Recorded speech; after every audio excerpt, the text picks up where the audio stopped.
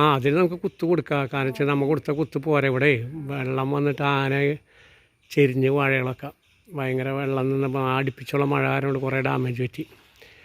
ഇത് ഞാനേ തെങ്ങുകൾ ഒരുപാട് വണ്ടും ഇതൊക്കെ കുത്തിയിട്ട് തെങ്ങ് പോകുന്നുണ്ട്.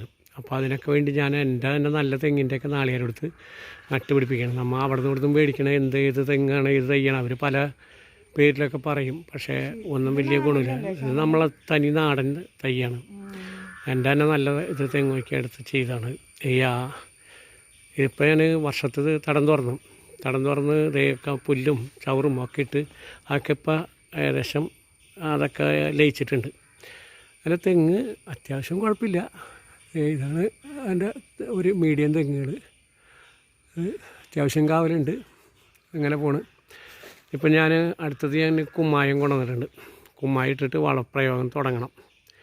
അതിൻ്റെ പ്രക്രിയയിലേക്ക് നിൽക്കുകയാണ്. അപ്പുറത്ത് ആ തെങ്ങിൻ്റെ ഇരുത്ത് തൈ എന്താണെന്ന് വെച്ച് കഴിഞ്ഞാൽ ആ തെങ്ങ് വളരെ മൂപ്പായി, കാവൽ കുറഞ്ഞു. അപ്പോൾ അതിനൊക്കെ ഞാൻ തൈ വെച്ച് പിടിപ്പിച്ചിട്ടുണ്ട്.